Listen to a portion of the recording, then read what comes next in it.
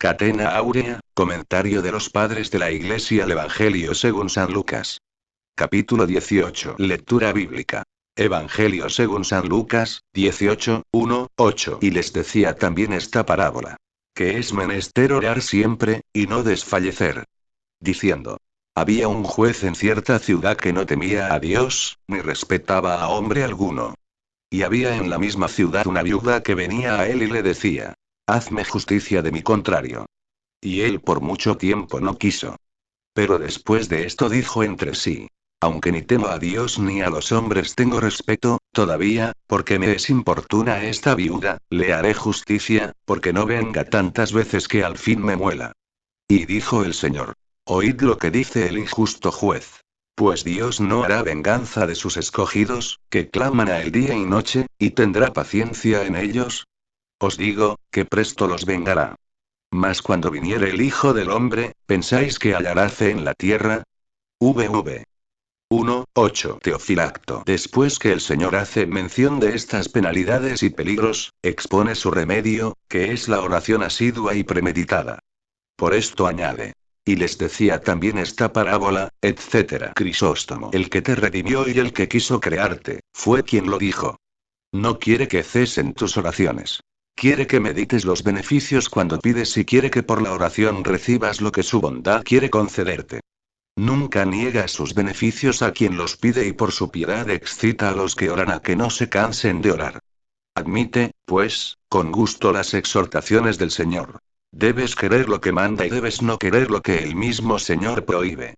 Considera, finalmente, cuánta es la gracia que se te concede. Tratar con Dios por la oración y pedir todo lo que deseas. Y aunque el Señor calla en cuanto a la palabra, responde con los beneficios. No desdeña lo que le pides, no se hastía sino cuando callas. Veda. Debe decirse también que ora siempre y no falta el que no deja nunca el oficio de las horas canónicas. Y todo lo demás que el justo hace o dice en conformidad con el Señor, debe considerarse como oración. San Agustín, de Quaest. Evan. 2:45. El Señor presenta sus parábolas, o bien comparando, como cuando habla del prestamista, que perdonó a los dos deudores lo que le debían y que fue más estimado por aquel a quien perdonó más, LC 7, o bien por oposición, como cuando dice que si el heno del campo que hoy está en pie y mañana será llevado al horno, Dios así le viste, cuanto más cuidará de vosotros, hombres de poca fe. MT 6:30, así, pues, no por semejanza, sino por oposición, habla de aquel inicuo juez, de quien se dice. Había un juez en cierta ciudad, etc. Teofilacto observa en esto que el obrar mal con los hombres es señal evidente de malicia. Muchos no temen a Dios, pero en sociedad guardan el debido respeto y por esto faltan menos. Pero cuando alguno obra con imprudencia, aun en cuanto a los hombres, lleva entonces el vicio a su colmo. Prosigue. Y había en la misma ciudad una viuda. San Agustín, Uzsup. Esta viuda puede ser muy bien la imagen de la iglesia, que aparece como desolada hasta que venga el Señor, quien ahora cuida de ella misteriosamente. Pero como sigue diciendo. Y venía a él diciendo. Hazme justicia, etc., advierte aquí por qué los escogidos de Dios le piden que los vengue. Lo mismo se dice también en el Apocalipsis de San Juan hablando de los mártires, Ap 6, a pesar de que claramente se nos aconseja que oremos por nuestros enemigos y nuestros perseguidores. Debe comprenderse pues que la venganza que piden los justos es la perdición de todos los malos. Estos perecen de dos modos. O volviendo a la justicia, o perdiendo el poder por medio de los tormentos. Por tanto, aunque todos los hombres se convirtieran a Dios, el diablo quedaría para ser condenado en el fin del mundo. Y se dice, no sin razón, que los justos al desear que llegue este fin, desean la venganza. San Cirilo. Cuantas veces nos ofendan, debemos considerar que es glorioso para nosotros el olvido de estos males. Y cuántas veces pequen, ofendiendo a la gloria de Dios aquellos que hacen la guerra contra los ministros del dogma divino, debemos acudir a Dios pidiéndole auxilio y clamando en contra de los que rechazan su gloria. San Agustín, Uzsup. La perseverancia del que ruega debe durar hasta que se consiga lo que se pida en presencia del injusto juez. Por esto sigue. Pero después de esto dijo entre sí. aunque ni temo a Dios, ni a hombre tengo respeto, etc. Por tanto, deben estar bien seguros los que ruegan a Dios con perseverancia, porque Él es la fuente de la justicia y de la misericordia. Dice también el Señor. Oíd lo que dice el injusto juez. Teofilacto, como diciendo. Si la constancia ablanda al juez capaz de todo crimen, con cuánta más razón debemos postrarnos y rogar al Padre de la misericordia, que es Dios. Por esto sigue. Os digo que presto los vengará. Algunos procuraron dar a esta parábola un sentido más sutil. Dicen que la viuda representa a toda alma que se separa de su primer marido, a saber, el diablo, y que por esto, como aquel es su enemigo, se presenta de Dios, que es el juez de la justicia, quien ni teme a Dios, porque él mismo únicamente es Dios, ni teme al hombre. Ante Dios no hay aceptación de personas. El Señor se compadece a la viuda, esto es, del alma que le ruega, en contra del diablo y la defiende contra el diablo.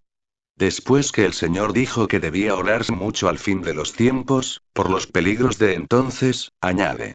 Pero el Hijo del Hombre, cuando venga, ¿pensáis que hallará fe en la tierra? San Agustín, de Verb. Tom. Serm.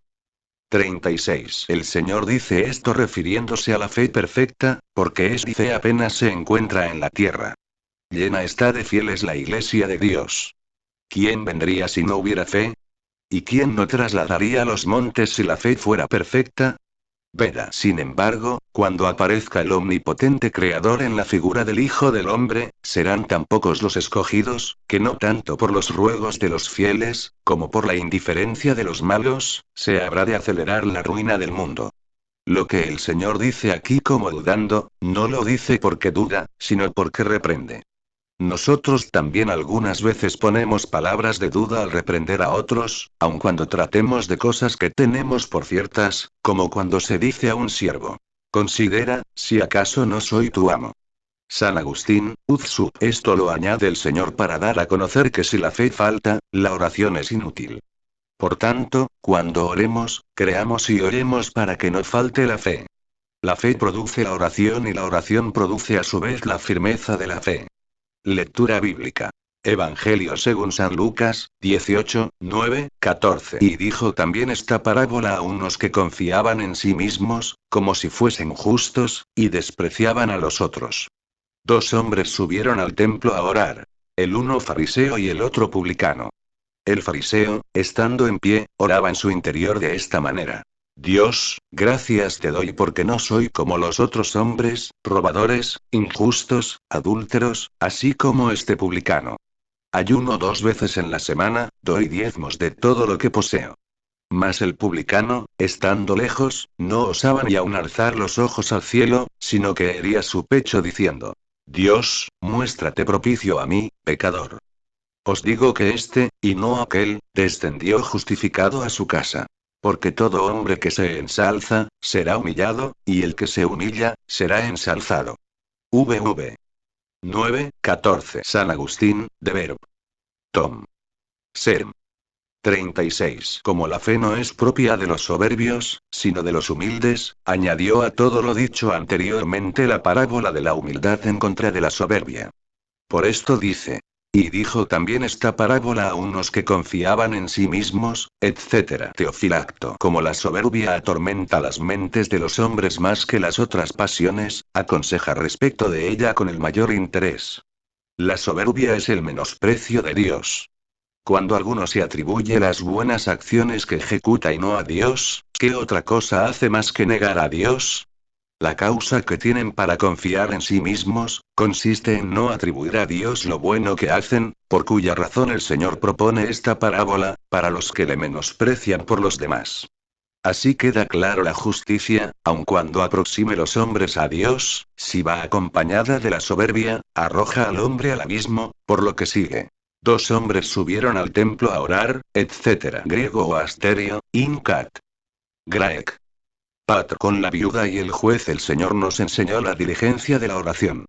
Ahora nos enseña por el fariseo y el publicano el modo de dirigirle nuestras súplicas, para que no sea infructuosa la oración.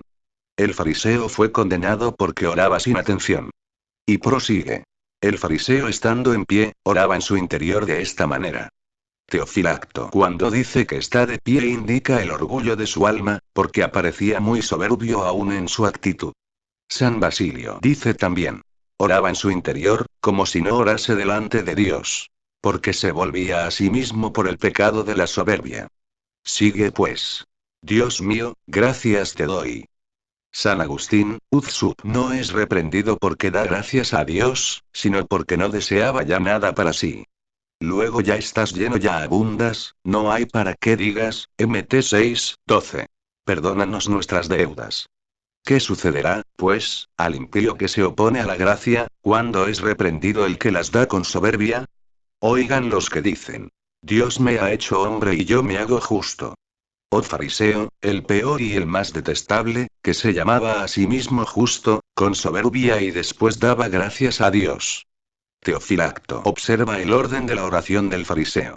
En primer lugar citó lo que le faltaba. Después añade lo que tenía.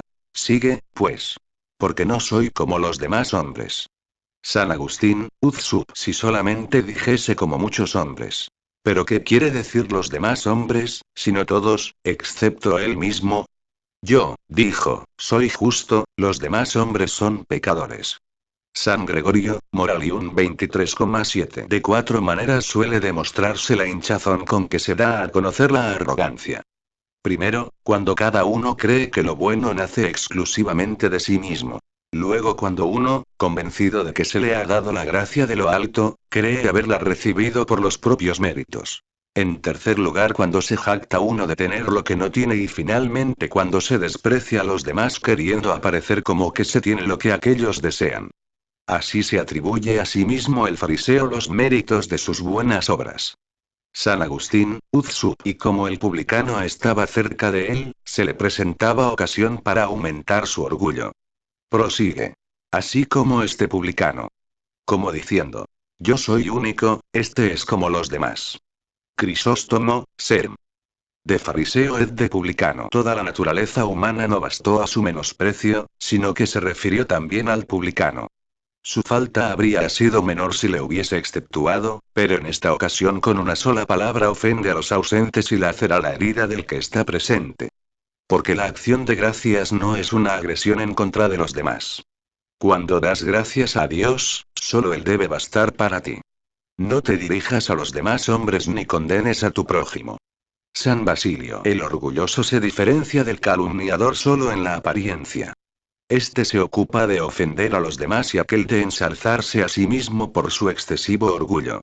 Crisóstomo, Uzsup. El que calumnia a los demás hace muchos males para sí y para otros. En primer lugar hace mal a quien le oye, porque si es pecador, hace que se alegre, porque ha encontrado un compañero de culpabilidad, y si es justo hace que se enorgullezca, porque al ver las faltas ajenas se cree aún mejor.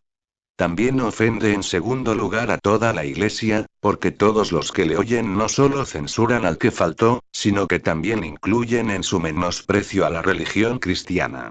En tercer lugar, da ocasión a que se blasfeme de Dios. Porque así como el nombre de Dios es alabado cuando obramos bien, así también es blasfemado cuando pecamos. En cuarto lugar confunde a aquel que oyó la ofensa, haciéndole más petulante y enemigo suyo. Y en quinto lugar hace ver que merece castigo por las palabras pronunciadas. Teofilacto. Conviene, pues, no solo evitar el mal, sino también obrar el bien. Por tanto, habiendo dicho, no soy como los otros hombres, robadores, injustos, adúlteros, añade en contraposición. Ayuno 2 veces en la semana. La palabra sábado en latín representa aquí toda la semana a partir desde el último día de descanso. Los fariseos, pues, ayunaban los lunes y los jueves. Opuso los ayunos al crimen del adulterio. Porque de la voluptuosidad viene la lascivia. A los ladrones y a los injustos opuso las décimas. Porque dice, doy el décimo de todo lo que poseo. Como diciendo, rehuyó los robos y las malas acciones y doy mis propios bienes. San Gregorio, Moralium 19:17, Superior 29,14. Con esto abrió la ciudad de su corazón, por su orgullo, a los enemigos que la sitiaban, la que en vano cerró por la oración y el ayuno. Que son inútiles todas las fortificaciones, cuando carece de ellas un punto por el que puede entrar el enemigo. San Agustín, Uzsup observa sus palabras y no encontrarás en ellas ruego alguno dirigido a Dios. Había subido en verdad a orar, pero no quiso rogar a Dios, sino ensalzarse a sí mismo, e insultar también al que oraba. Entretanto el publicano, a quien alejaba su propia conciencia, se aproximaba por su piedad. Por esto sigue. Mas el publicano, estando lejos. Teofilacto. Aun cuando se dice que el publicano estaba de pie, se diferenciaba del fariseo no solo en las palabras y en su actitud, sino también en la contrición de su corazón. Porque se avergonzaba de levantar sus ojos al cielo, creyendo que eran indignos de verlo de lo alto, aquellos ojos que prefirieron buscar y mirar las cosas de la tierra. Por esta razón se daba golpes de pecho. Sigue, pues. Sino que hería su pecho, como para castigar su corazón por sus malos pensamientos y despertarle de su sueño, por lo que no pedía que otro se apiadase de él sino Dios. Por esto sigue. Diciendo. Dios mío, muéstrate propicio a mí, pecador. Crisóstomo, Uzsup había oído decir. Porque no soy como este publicano LC11, y este no se había indignado, antes bien se había movido más a la contrición. El primero había descubierto su herida, pero este busca su medicina. Por tanto, que ninguno diga aquellas palabras frías. No me atrevo, tengo vergüenza, no puedo pronunciar palabra. Este respeto es propio del diablo. El diablo quiere cerrarte las puertas que dan acceso a Dios. San Agustín, Uzsup, ¿por qué te admiras si Dios le perdona, cuando él mismo lo sabe? Estaba lejos y, sin embargo, se acercaba a Dios, y el Señor le atendía de cerca. El Señor está muy alto y, sin embargo, mira a los humildes, Sal 137,6. Y no levantaba sus ojos al cielo y no miraba para que se le mirase. Su conciencia le abatía. Pero su esperanza le elevaba. Hería su pecho y se castigaba a sí mismo. Por tanto, el Señor le perdonaba, porque se confesaba. Habéis oído al acusador soberbio y al reo humilde, oíd ahora al juez que dice. Os digo que este y no aquel, descendió justificado a su casa. Crisóstomo, Uzsup en este sermón propone dos conductores y dos carros en un sitio. En uno la justicia unida a la soberbia, en el otro el pecado con la humildad.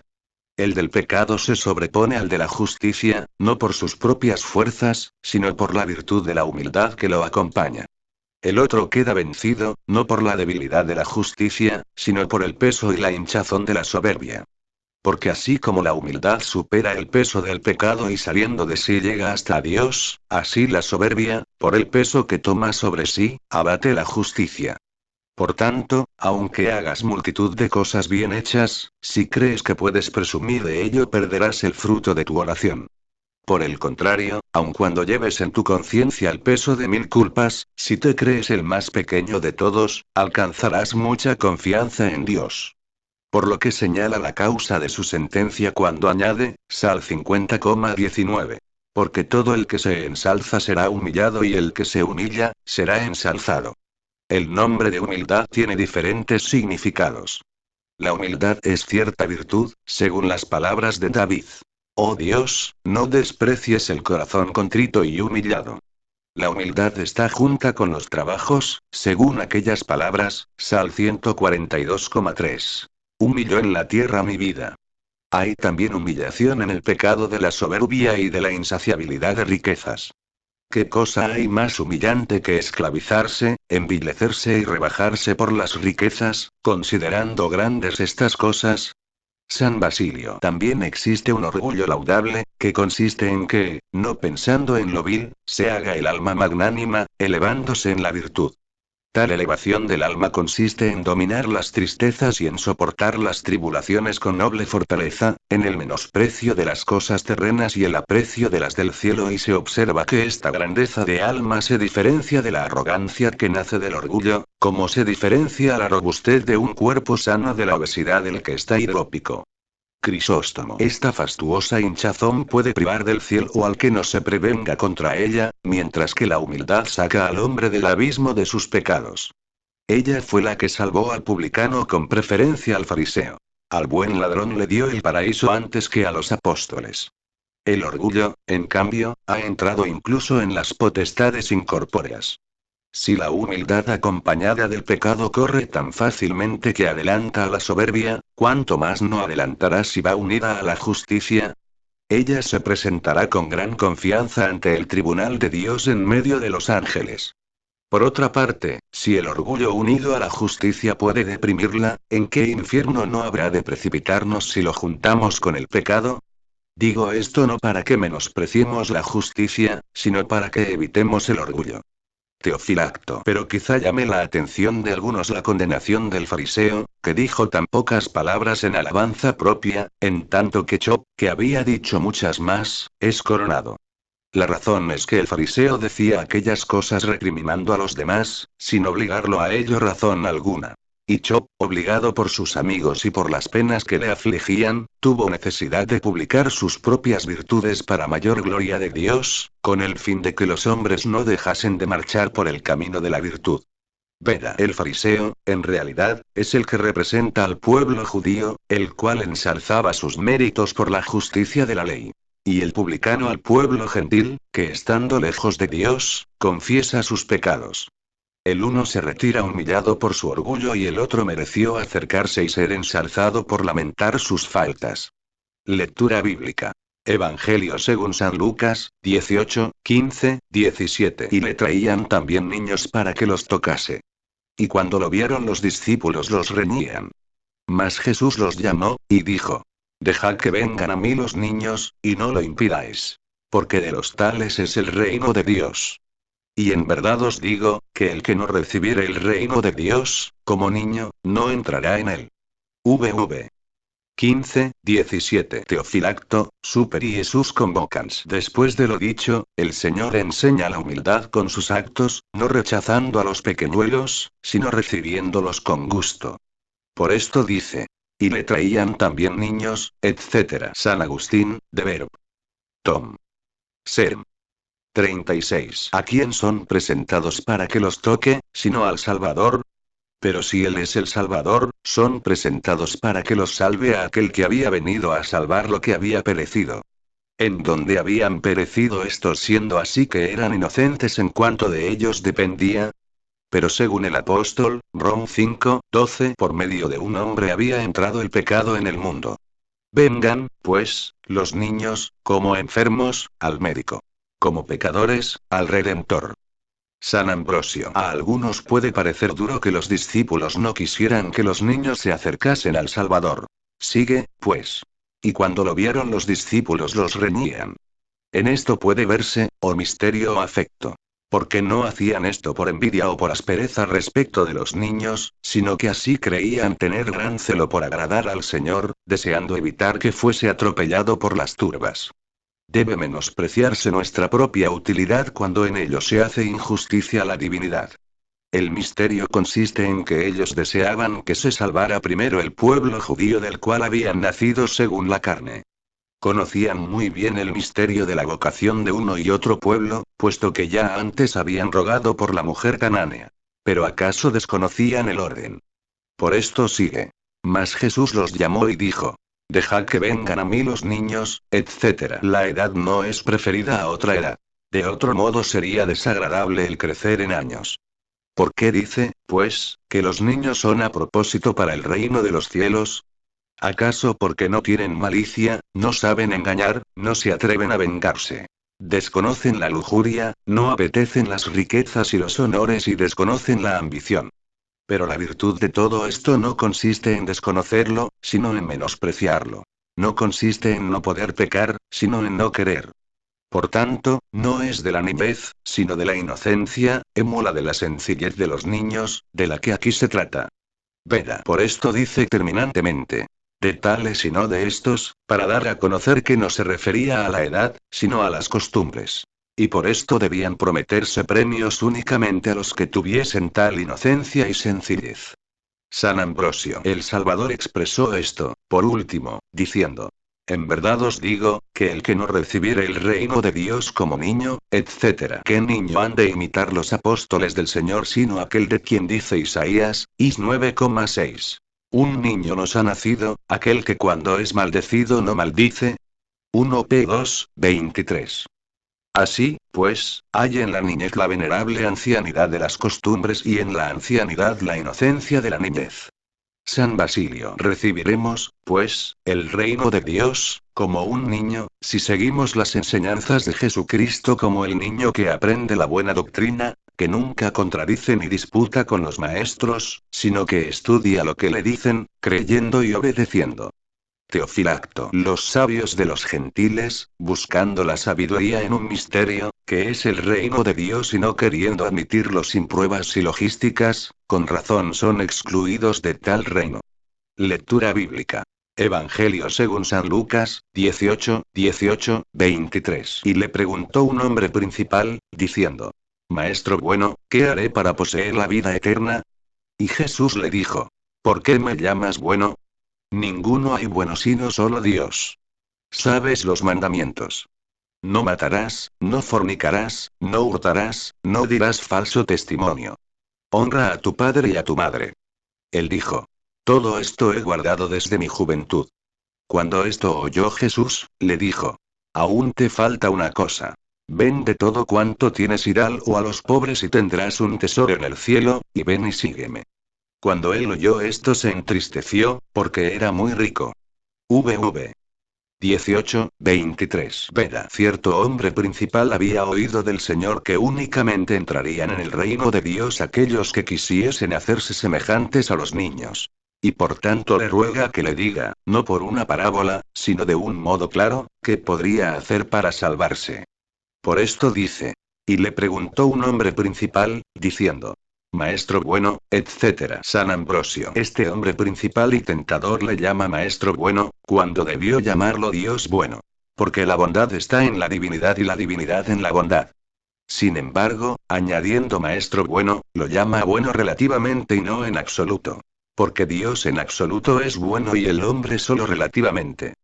San Cirilo creyó, sin duda, sorprender a Jesucristo menospreciando la ley de Moisés, para introducir sus propios preceptos. Se acerca, pues, al maestro y, llamándolo bueno, dice que quiere ser enseñado, lo cual decía para tentarlo. Pero el que había hecho callar a los sabios con toda su astucia, le responde muy oportunamente. Prosigue. Y le dijo el Señor: ¿Por qué me llamas bueno? Ninguno es bueno sino solo Dios. San Ambrosio no niega que él es bueno, pero señala a Dios. Bueno, en verdad, no es más que el que está lleno de bondad. Por tanto, si alguno se extraña de que diga que nadie es bueno, considere que también dijo sino solo Dios. Y si el Hijo no se diferencia de Dios, Jesucristo será bueno también, porque, ¿cómo no siendo bueno ha nacido de lo bueno? El árbol bueno da fruto bueno, Mt 7, 17. ¿Cómo diremos que no es bueno, siendo así que la esencia de su bondad la recibió del Padre y ésta no ha degenerado en el Hijo, como tampoco en el Espíritu?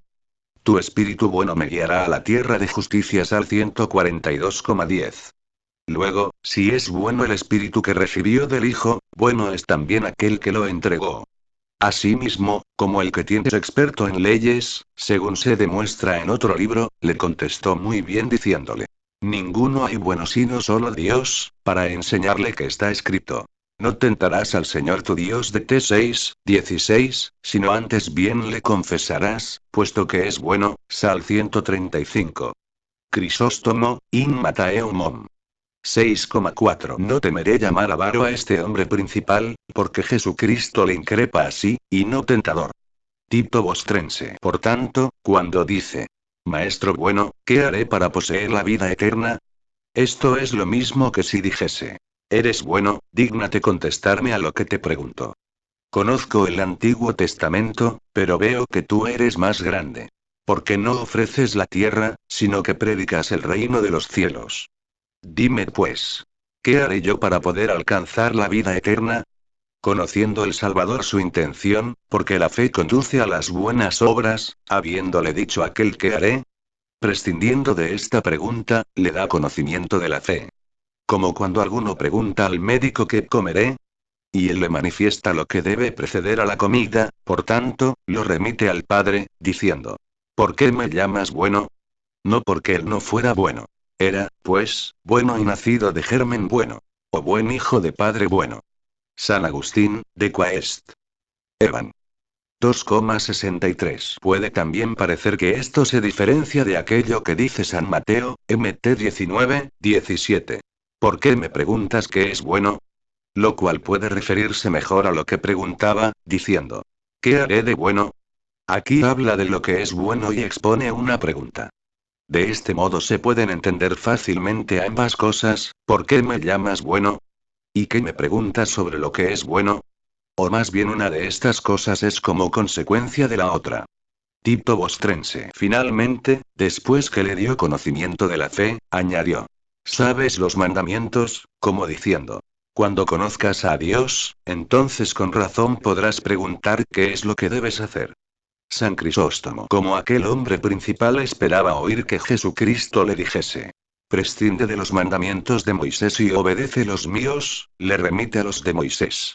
Por esto sigue: no matarás, no cometerás adulterio, etc. Teofilacto. La ley corrige en primer lugar aquello en que pecamos con más facilidad, como el adulterio, cuyo incentivo es intrínseco y natural. Y el matar, porque el furor es como un animal monstruoso y feroz.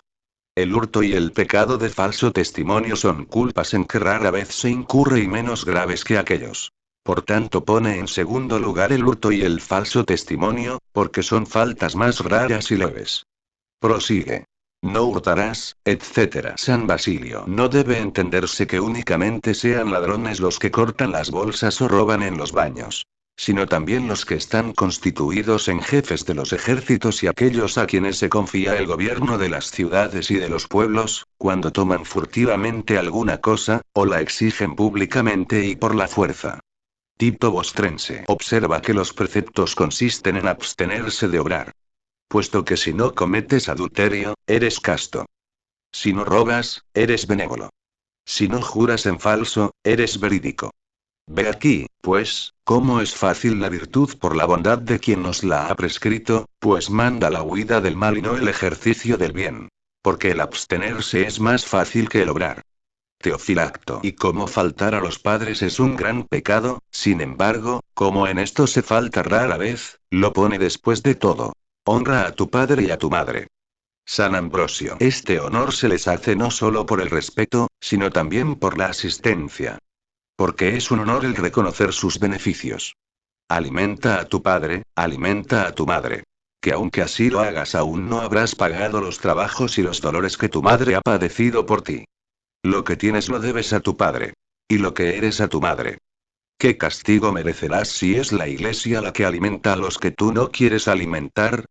Pero dirás: lo que yo había de dar a mis padres, quisiera darlo más bien a la iglesia. Dios no quiere un don a costa del hambre de los padres. Pero como la Sagrada Escritura dice que se mantenga a los padres, así también dice que se les debe dejar por Dios, si sirven de inconveniente a los sentimientos del espíritu devoto. Prosigue. Él dijo: he observado todo esto desde mi juventud. San Jerónimo, Supermat. 19:20. Pero este joven miente. Si en realidad hubiese cumplido lo que estaba mandado, Mt 19:19.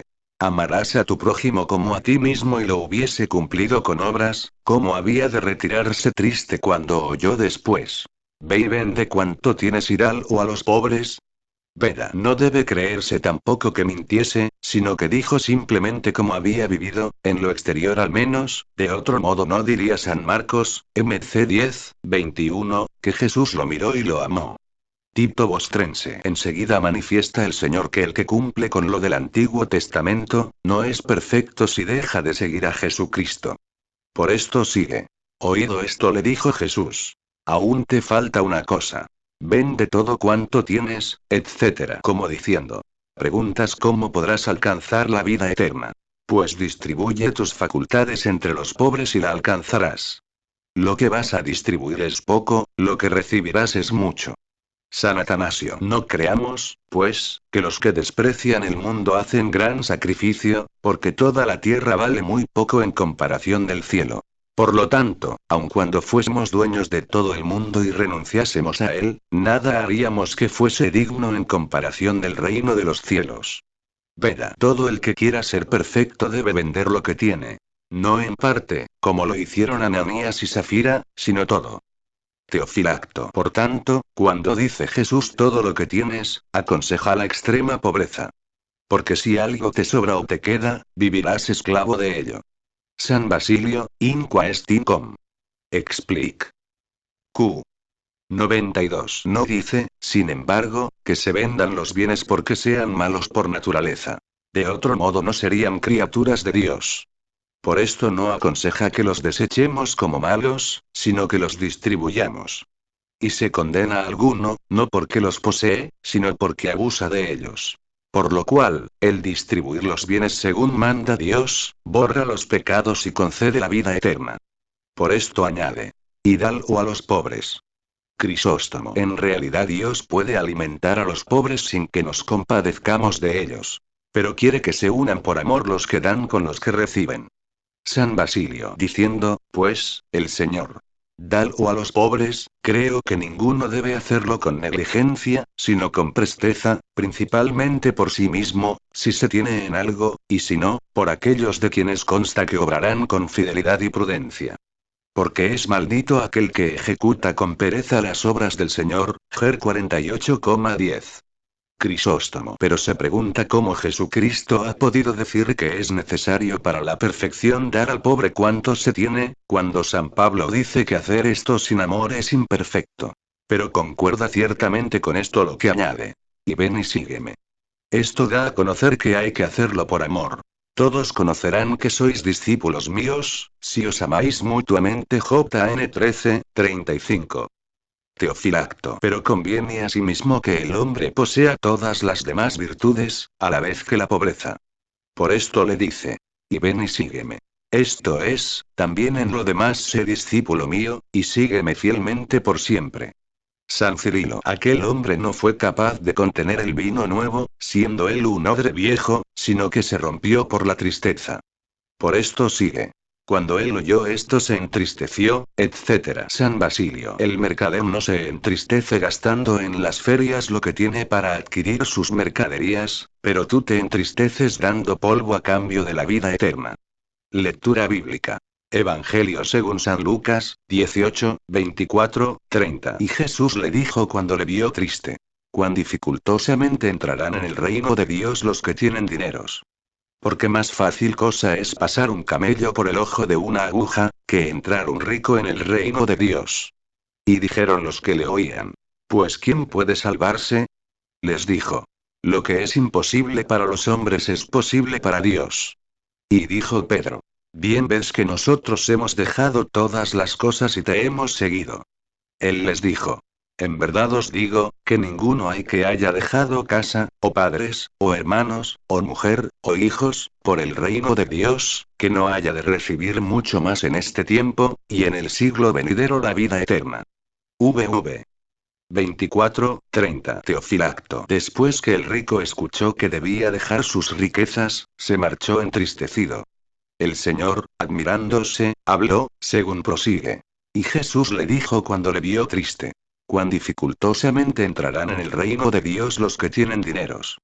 No dice que es imposible que entren, sino difícil, porque pueden alcanzarse las cosas del cielo por medio de las riquezas, o adquirirse, pero es difícil, porque las riquezas son más pegajosas que la liga y con dificultad puede desprenderse de ellas el alma, a la cual preocupan. Pero luego indica que esto es imposible, diciendo. Porque es cosa más fácil pasar un camello por el ojo de una aguja, etc. El nombre que se pone en el texto griego se puede entender del animal que se llama camello y del cable grueso de un barco. De cualquier modo que se entienda esto, es imposible que pase un camello por el ojo de una aguja. Por tanto, si esto es más fácil que el que se salve un rico y esto que es más fácil es imposible, será más imposible que un rico se salve. ¿Y qué decir a esto? En primer lugar que es cierto que el rico no puede salvarse. Y no se me diga que sea salvado un rico porque ha dado cuanto tenía, puesto que no se ha salvado sino porque se ha hecho pobre distribuyendo sus bienes. Una cosa es ser rico y otra el ser ecónomo o administrador, porque es rico el que guarda para sí, administrador o ecónomo el que tiene un depósito para distribuirlo a los demás. Crisóstomo inio amenom. 18. Abraham tenía, ciertamente, riquezas para los pobres. Aquellos que las poseen en justicia las reciben de Dios y las distribuyen según los mandamientos divinos. Pero aquellos que las adquieren contra Dios, las distribuyen del mismo modo, dándolas a las mujeres públicas, a los perezosos, o escondiéndolas en la tierra, sin dar nada a los pobres. No prohíbe, pues, enriquecerse, sino hacerse esclavo de las riquezas. Quiere que usemos lo necesario, pero no que guardemos. Es propio del que sirve el guardar las cosas y propio del Señor el darlas. Si hubiese querido conservarlas no se las hubiese entregado a los hombres, sino que las hubiese dejado sepultadas en la tierra. Teofilacto observa que dice es imposible se salve un rico y que es difícil la salvación del que posee riquezas. Como si dijese, el rico que se deja dominar de las riquezas y vive esclavizado de ellas, no se salvará, pero el que las posee, esto es, el que las domina, con dificultad se salvará, a causa de la fragilidad humana. Porque el diablo se esfuerza en perdernos mientras poseemos riquezas y es difícil huir de sus tentaciones. Por tanto, es un bien la pobreza y puede decirse que está libre de aquellas. Crisóstomo. Las riquezas no proporcionan comodidad ninguna cuando el alma vive en la pobreza y cuando nada en las riquezas no le hace mella la pobreza. Si es una señal de riqueza no necesitar de nada y lo es de pobreza necesitar, claro está que uno es más pobre cuanto más rico, porque es más fácil que desprecie las riquezas el pobre que el rico. Y la abundancia de riquezas no solo nos sacia la ambición del rico, sino que la aumenta, como sucede con el fuego, que se fomenta más cuando encuentra mayores elementos que devorar. Por otra parte, los males que parecen propios de la pobreza son comunes a las riquezas, mientras que los de las riquezas son propios exclusivamente de ellas. San Agustín, de Quaest. Evan. 2:47 llama rico al que ambiciona las cosas temporales y se enorgullece de ellas. Los pobres de espíritu, de quien es el reino de los cielos, son contrarios a esta riqueza. En sentido espiritual es más fácil que Jesucristo padezca por los amantes del siglo, que éstos puedan convertirse a Jesucristo. Da a entenderse a sí mismo con el nombre de camello, porque espontáneamente sostuvo humillado la carga de nuestra debilidad. La aguja significa las punzadas. Por las punzadas debe entenderse los dolores que sufrió en su pasión, y la angustia de ella, está simbolizada, por el ojo de la aguja. Crisóstomo in Mattheum 64. Este discurso, como era tan profundo, superaba la capacidad de comprensión de los discípulos. Por esto sigue. Y dijeron los que le oían. Entonces, ¿quién podrá salvarse? Los discípulos dijeron esto, no refiriéndose a sí mismos, sino temiendo por todo el mundo. San Agustín, Uzsu. A pesar de que sea incomparablemente mayor la muchedumbre de los pobres que los ricos que se pierden, puede, tal muchedumbre, salvarse. Comprendieron que todos los que aman las riquezas, aun cuando no puedan conseguirlas, deben contarse en el número de los ricos. Prosigue. Les dijo. Lo que es imposible para los hombres, etc. Lo cual no debe entenderse de tal modo que el rico deba entrar con su ambición y su soberbia en el reino de Dios, sino que es posible para Dios que se conviertan de la ambición y de la soberbia a la caridad y a la humildad. Teofilacto. Para los hombres, pues, cuya atención se fija en las cosas de la tierra, es imposible la salvación, como se ha dicho, pero para Dios es posible. Cuando el hombre oye los consejos de Dios y su justicia, cuando se embebe en su doctrina sobre la pobreza, e invoca su auxilio, todo se hace posible para él. San Cirilo. Cuando el rico menosprecia muchas cosas, deberá esperar con razón la recompensa. Pero aquel que poseyendo poco, renuncia a ello, ¿qué es lo que debe esperar? Por esto sigue. Y dijo Pedro. Bien ves que nosotros hemos dejado todas las cosas. San Mateo añade, Mt 19:27. ¿Cuál será nuestra suerte? Veda como diciendo. Hemos hecho lo que has mandado, ¿qué premio nos darás, pues? Y como no es suficiente el dejarlo todo, añadió lo que es perfecto, diciendo. Y te hemos seguido.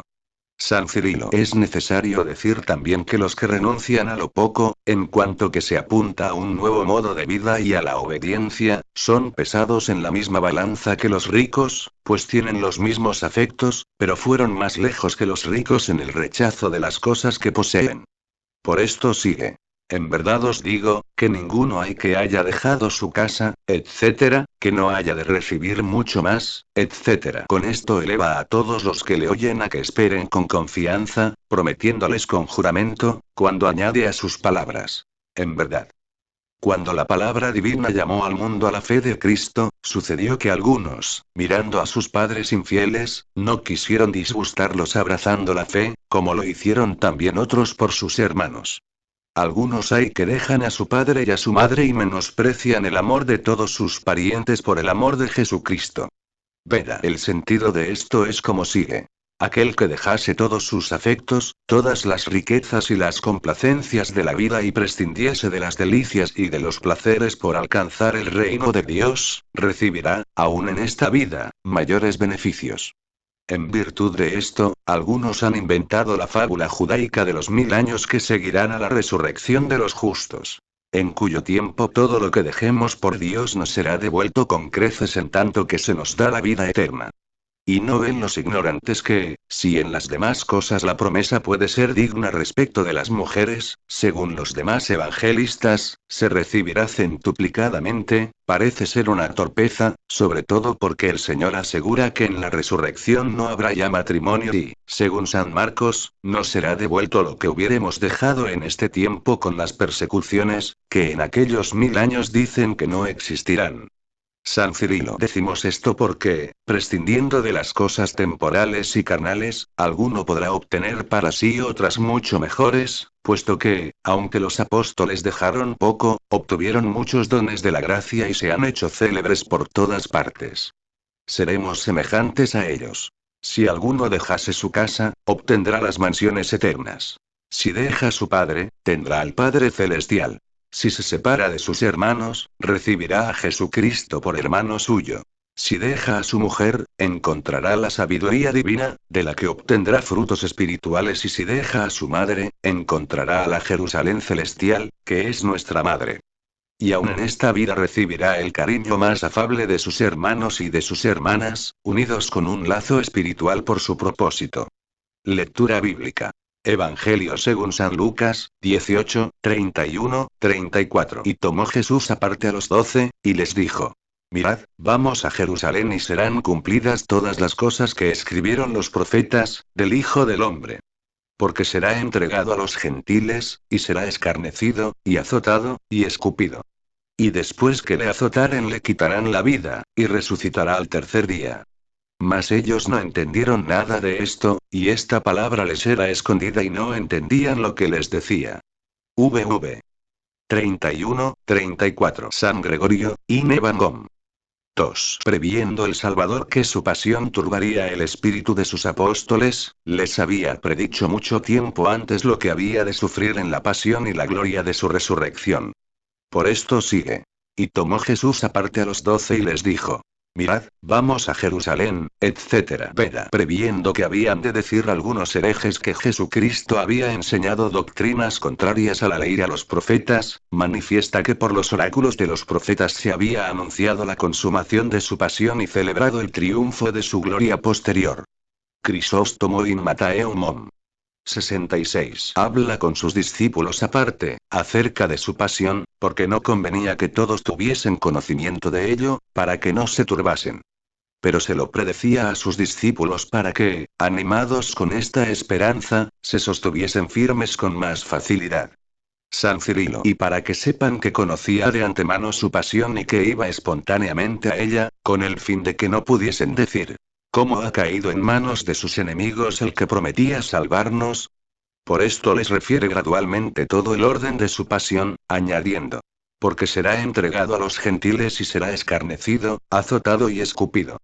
Crisóstomo. Esto lo había predicho ya Isaías, diciendo, Is 50,6. He ofrecido mis espaldas a los azotes, mis mejillas a las bofetadas y no he apartado mi cara de las inmundicias de los esputos. Y aun el profeta predijo el suplicio de la cruz con estas palabras, Is 53,12. Entregó su vida a la muerte y fue considerado entre los inicuos. Por esto añade: Y después que le azotasen, le quitarán la vida. Pero David también había predicho su resurrección, diciendo, Sal 15, 10. No dejarás mi alma en el abismo. Por lo que añade: y resucitará al tercer día. San Isidoro. Yo me sorprendo de la demencia de los que preguntan por qué Jesucristo resucitó antes del tercer día. Si hubiese resucitado después de lo que había dicho, hubiese demostrado falta de poder. Pero resucitando antes da a conocer su omnipotencia. Si alguna vez sucede que un deudor ofrece pagar a su acreedor en el término de 3 días y vemos que le paga en el mismo día, no lo consideraremos como falso, sino más bien como verídico. Diré también que el Señor no había dicho que resucitaría después del tercer día, sino en el tercer día. Tenemos la víspera del sábado, el sábado hasta la puesta del sol y el día siguiente al sábado, que fue cuando resucitó. San Cirilo. Los discípulos, sin embargo, no conocían aún de manera detallada lo que habían predicho los profetas, pero después que resucitó les dio a conocer el verdadero sentido, para que comprendiesen las escrituras. Por esto sigue. Mas ellos nada de esto entendieron. Veda. Y por lo mismo que los discípulos deseaban principalmente la vida del Salvador, no podían comprender su muerte. Además, como no solo sabían que era un hombre inocente, sino también verdadero Dios, no creían de ningún modo que podría morir. Y porque muchas veces había sucedido que lo habían oído hablar por parábolas, creían que todo lo que decía acerca de su pasión debía referirse en sentido alegórico a alguna otra cosa. Por esto sigue. Y esta palabra les era escondida y no entendían lo que les decía. Pero los judíos, como conspiraban contra su vida, comprendían que se refería a su pasión cuando por medio de San Juan decía, Jan 3:14. Conviene que el Hijo del Hombre sea levantado. Por esto dijeron. Nosotros sabemos por la ley que Cristo permanece eternamente. ¿Cómo dices tú que el Hijo del Hombre conviene que sea levantado? Lectura bíblica. Evangelio según San Lucas, 18, 35, 43. Y aconteció, que acercándose a Jericó estaba un ciego sentado cerca del camino pidiendo limosna. Y cuando oyó el tropel de la gente que pasaba, preguntó qué era aquello. Y le dijeron que pasaba Jesús Nazareno. Y dijo a voces: Jesús, hijo de David, ten misericordia de mí. Y Jesús parándose, mandó que se lo trajesen. Y cuando estuvo cerca le preguntó, diciendo: ¿Qué quieres que te haga? Y él respondió: Señor, que vea. Y Jesús le dijo: Ve, tu fe te ha hecho salvo. Y luego vio, y le seguía glorificando a Dios. Y cuando vio todo esto el pueblo, dio gloria a Dios. San Gregorio, in Evangom. 21. Como los discípulos todavía eran carnales, no podían comprender las palabras misteriosas. Por esto se realiza un milagro. Un ciego recibe la vista en presencia de ellos, para que este divino prodigio los confirme en la fe. Por esto sigue. Y aconteció que acercándose a Jericó estaba un ciego sentado pidiendo limosna, etc. Teofilacto. Y para que el paso del Salvador no fuese inútil, hizo en el camino el milagro del ciego, dando a sus discípulos este testimonio para que procuremos hacer siempre cosa de utilidad y para que en nosotros no haya nada de ocioso. San Agustín, de Quaest. Evan. 2:48. Podríamos entender acerca de la proximidad de Jericó, que habiendo salido ya de esta ciudad, según manera de hablar menos usada, se encontraban todavía cerca de ella. Pero puede creerse que se dijo esto así, porque San Mateo dice que saliendo ellos de Jericó, dio vista de dos ciegos que estaban sentados junto al camino. No habría ninguna cuestión respecto del número, si uno de los evangelistas hubiese hecho omisión de uno de los ciegos, haciendo mención únicamente del otro. Porque San Marcos solo habla de uno, que recibió la vista cuando ellos salían de Jericó. Como expresa su nombre y el de su padre, para que comprendamos que era muy conocido, mientras el otro era desconocido, parece que no quiso hablar sino del que era conocido. Pero como lo que sigue del Evangelio de San Lucas da a conocer claramente que sucedió esto cuando venían a Jericó, debemos entender que este milagro se repitió por 2 veces. Una en un ciego, cuando venían hacia la ciudad y otra en dos, cuando salían de ella. San Lucas hace mención de uno de estos milagros y San Mateo del otro. San Cirilo. El pueblo que rodeaba al Salvador era numeroso y el ciego en realidad no lo conocía. Sin embargo, sentía afecto hacia él y con este afecto suplía lo que le faltaba de vista. Por esto sigue. Y cuando oyó el tropel de la gente que pasaba, preguntó qué era aquello. Y los que tenían vista le contestaban conforme a la opinión común. 1. Sigue pues. Le dijeron que pasaba Jesús Nazareno. Pero el ciego proclamaba la verdad. Se le enseña una cosa y predica otra. Porque sigue. Y dijo a voces: Jesús, hijo de David, ten misericordia de mí. ¿Pero quién te ha enseñado esto? ¿Acaso has podido leer los libros sagrados careciendo de vista? ¿Cómo has conocido la luz del mundo? En verdad Dios ilumina a los ciegos. Sal 145. San Cirilo, educado en el judaísmo, no desconocía que Dios había de nacer, según la carne, de la estirpe de David. Por eso le habla como a Dios diciéndole: compadécete de mí.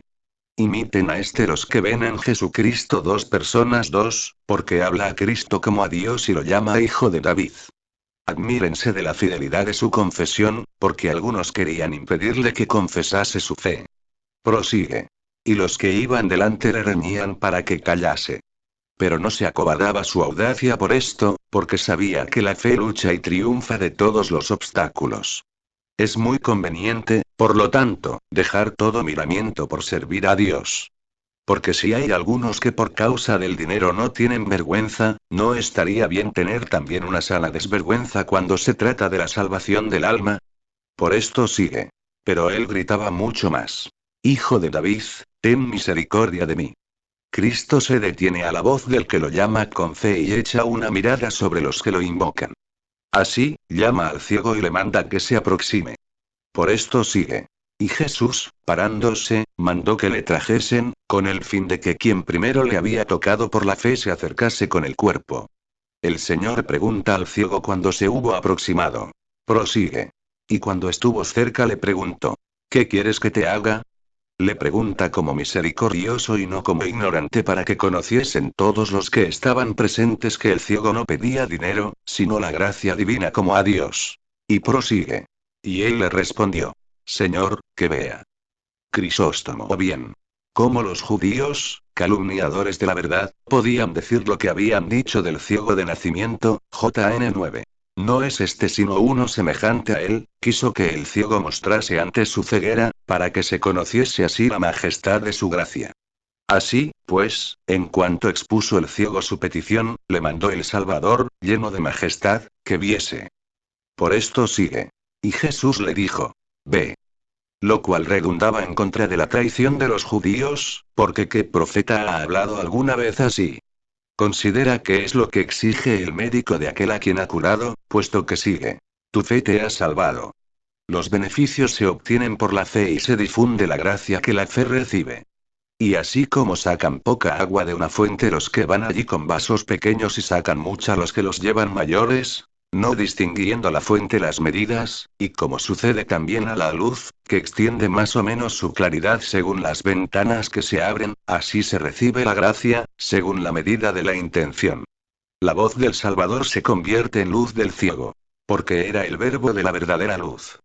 Por esto sigue. Y luego vio.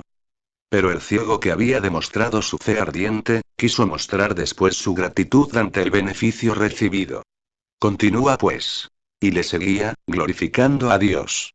San Cirilo. Aquí se demuestra que el ciego había sido liberado de una doble ceguera. La corporal y la intelectual. No lo hubiese alabado como a Dios, si no hubiera visto claramente, dando así ocasión a que otros lo glorificasen. Prosigue. Y cuando vio esto todo el pueblo dio gloria a Dios. Veda no solo por el beneficio de la vista que había alcanzado, sino por la fe que había obtenido. Crisóstomo. Aquí debe examinarse por qué Jesucristo prohibió que lo siguiese el endemoniado que quería seguirlo y no se lo prohibió al ciego que había recobrado la vista. Pero, bien mirado, no hay nada de irracional en este modo de obrar. Mandó aquel como pregonero con el fin de que proclamase a su bienhechor por su estado, porque era un gran milagro el ver a un loco furioso recobrar el juicio. Y permite que lo siga el ciego cuando se encaminaba hacia Jerusalén, porque había de consumar el gran misterio de su cruz. Para que teniendo noticias de este reciente milagro, no pensasen que padecería, Jesús, por debilidad, sino por caridad. San Ambrosio. En el ciego tenemos un tipo del pueblo gentil que recibió la claridad de la luz perdida por el sacramento del Señor. No importa que sea curado un ciego o que lo sean dos, Pues como descendían de Cam y Jafet, hijos de Noé, se puede representar a los dos autores de su raza en estos dos ciegos. San Gregorio, y Van Gogh. 2. O bien representa este ciego a todo el género humano, que desconociendo la claridad de la verdadera luz desde su primer padre, sufre las tinieblas de su condenación. Jericó quiere decir luna, que cuando mengua en cada mes representa el defecto de nuestra mortalidad. Por tanto, mientras el Creador se acerca a Jericó, el ciego recobra la vista. Porque cuando la divinidad asumió la debilidad de nuestra carne, el género humano recibió la luz que había perdido. Así, pues, el que desconoce la claridad de la luz eterna, está ciego, pero si cree en su Redentor, que dijo, JN 14,6. Yo soy la vida, está sentado junto al camino. Y si cree en él y le ruega para que pueda ver la luz eterna, entonces está sentado y mendiga junto al camino. Además, los que preceden a Jesús cuando viene, representan la muchedumbre de los deseos carnales y los tumultos de los vicios, que disipan todo nuestro pensamiento antes que Jesús venga a nuestro corazón y nos turban en nuestra oración. Pero él clamaba mucho más. Porque cuanto más grave es el tumulto de nuestros pensamientos, tanto más debemos insistir en la oración. Así, cuando padecemos en la oración el acoso de muchas malas imágenes, conocemos que Jesús pasa cerca de nosotros. Cuando insistimos en la oración con toda vehemencia, Dios se detiene en nuestro corazón y recobramos la vista perdida. Pasar es propio de la humanidad y estar es propio de la divinidad. El Señor, al pasar, oyó al ciego que clamaba y al detenerse lo iluminó, porque por su humanidad se ha compadecido de las voces de nuestra ceguera. Pero nos ha infundido la luz de su gracia por el poder de su divinidad. Para esto nos pregunta qué queremos, a fin de animarnos a orar. Quiere, pues, que pidamos lo que él prevé que le pediremos y que nos concederá. San Ambrosio preguntó también al ciego, para que comprendiésemos que únicamente podrá salvarse el que le confiese. San Gregorio, Uzsu, el ciego no pide al Señor oro sino la vista, para que busquemos nosotros no las falsas riquezas, sino la luz que podemos ver solo nosotros y los ángeles, a cuya luz nos conduce la fe. Por esto dice muy oportunamente al ciego: ve, tu fe te ha hecho salvo. Él lo ve y lo sigue, porque practica el bien que conoce. San Agustín, de Quaest. Evan.